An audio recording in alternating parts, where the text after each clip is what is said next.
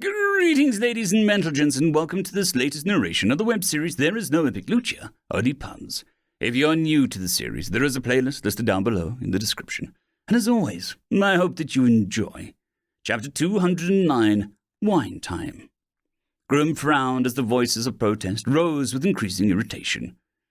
"Why are they moaning at me?" he muttered to himself as he looked down at the rabble of the ground floor. "Something about being a guildmaster, I presume," came the annoying voice of Grim's royal guest. Princess Surma walked past, eyeing the adventurers demanding answers for the newest problem that they were running up against. "They're complaining about a king," she asked, listening to people offer ideas only to be shot down by others. "King Jelligan, he's making them all turn to jelly at the knees," Grim responded as he crossed his arms. His inside sources of hob and gob ensured Grim knew the basics of each floor, but he did give his word that he wouldn't spoil anything adventurers hadn't encountered personally. "Hey, boss, surely someone must have beaten it. There are too many here for them to all have failed." Surma blinked, and Grim knew that she wouldn't believe any ideas of a peaceful dungeon. She presumed them to be bloodthirsty or so close to gods that they didn't think like people. "Delta doesn't kill. She keeps you alive to make sure that you learn a lesson or go insane," Grim said, knowing it was pointless to tell the girl this. She wouldn't listen until she experienced it. "Putting the moral issue aside, how has no one in the group this diverse discovered a weakness?" Surma deflected, and Grim pursed his lips as he listened to people argue. "We used fire axes, and he was as big as a house. He smothered us like a wave of blueberry death," a woman yelled in anger. Grim snorted. Fire axes on a being used in a dragon skull for a home. Were they adventurers or just arsonists with axes? "Psst. We used ice magic, and it shattered into a dozen ricocheting ice cubes that knocked out Daryl's teeth," a man roared, dragging a puffy-cheeked man to view, his jaw wide shut. Grim clenched his jaw and fought tooth and nail to start hurling insults. "Ice magic? Hound the amorphous blob, you might as well arm goblins with mithril shields and run into them repeatedly." "We used an expensive curse spell scroll. Cost us half a year's savings. The thing withered, and we thought we won, until a hidden piece fell out from my boot, and it regrew. All that gold's gone," a woman screeched, looking wild in despair. "Idiots," Grim said, and his voice echoed around the guild hall impressively. "Oh, mighty guildmaster, I don't see you down there," someone called with a mocking tone, and Grim flexed his hand, making his cat totem glow, letting the extravagant fluffy cat spirit appear for him to pet. The reward from the accursed mouse was still a novelty item, rewarded to only a few. Those who knew their stuff looked at Grim with slightly more respect. "As my duty implies, I am here to help you all reach new levels of dungeon and solve any issues that arise from squabbles of adventurers. I have better luck herding cats, but here we are." Grim scowled at the overgrown children pretending to be adults. "No one knows how to get past that monster slime," someone argued, and Grim smiled with amusement. "No one here knows. Any adventurer with half a brain wouldn't spread it around, because the longer you all fail around doing idiotic methods, the greater chance they'll obtain something special before the rest of you." He pointed out, and it must have just clicked, that there were some prominent groups absent from this little schoolyard temper tantrum. "Then tell us the answer," someone demanded, and Grim was already bored of people demanding an easy answer to all their problems. He went into the dungeon himself, and with some luck and effort got to the second floor. He should have died if Delta wasn't Delta, but that was beside the point. Grim didn't like these thoughts tainting the dream goal of Grim. Adventurers were smart, industrious, cunning, and had proficient group poses. Most of the people here had none of those things, and it showed.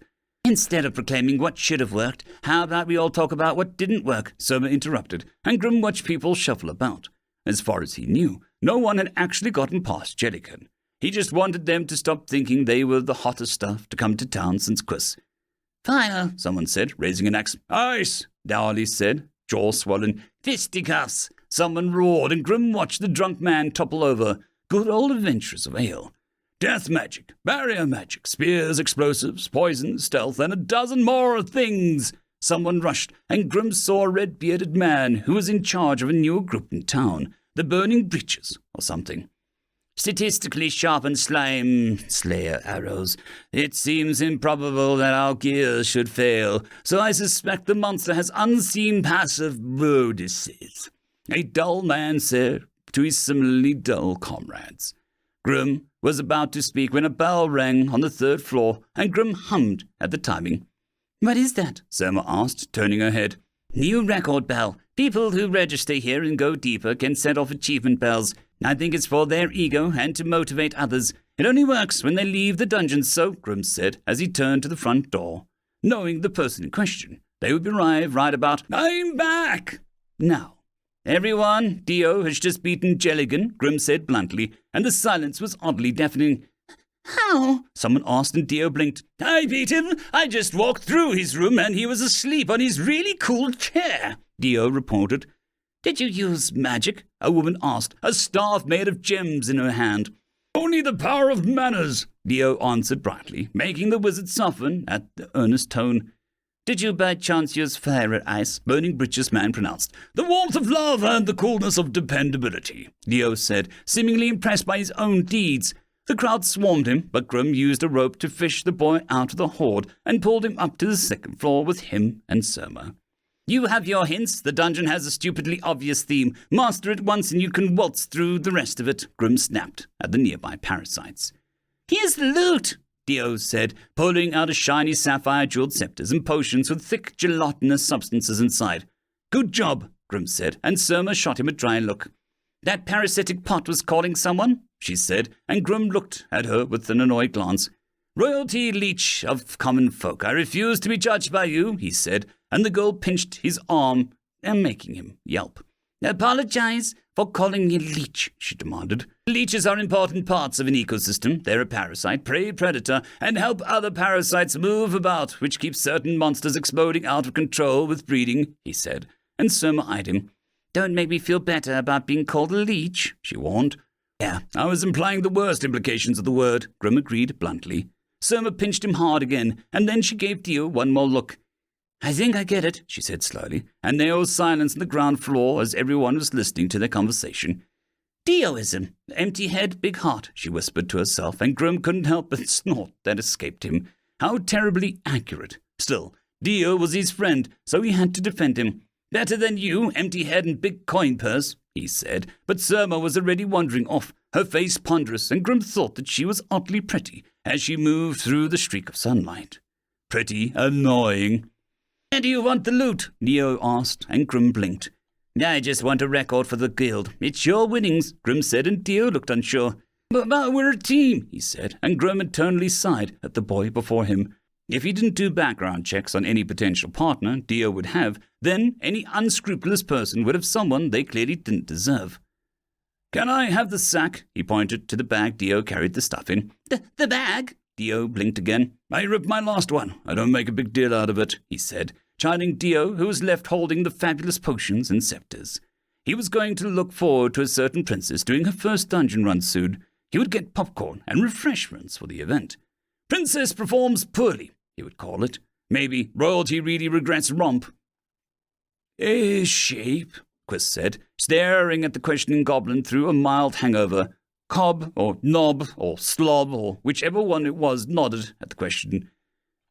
"A power from the shoal, something you?" the goblin asked, and Quiz's already dark mood became even darker. He closed the door on the goblin, which a succinct grunt to indicate the conversation was over. His tiny shack was a little untidy as he turned back around. "Have you heard about it?" An ugly green snout pressed against the single window, and Quiz shut the ratty curtains on the goblin, making the inside of his hut even gloomier. "Damn pests," Quiz said, and stepped over more annoying garbage. "You have failed to dodge them for too much more than some time," Seth said, reading a book and leaning back to let Quiz pass. "I will damn try. Do you have to be here? This place is not big enough for both of us for longer than a few hours. Why did you have to sleep here?" Quiz asked, trying to search for a bottle of whiskey that he had hidden somewhere behind his unused and dusty cooking pots. "Apprentices stick together," Seth said in a perfect quote. "We're not apprentices anymore," Quiz retorted back, as he found a bottle, but the contents had turned to sludge, so he kept looking. We were never graduated. Us did not rise from humble ranks, Seth said, turning a page, and Chris wanted to throw a pot at his fellow magic user and his annoying broken tongue.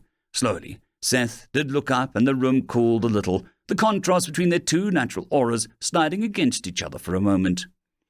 You indeed think of the shape. We know of the shape, Seth said, and Chris paused in his searching, standing up to slam the cupboard doors closed.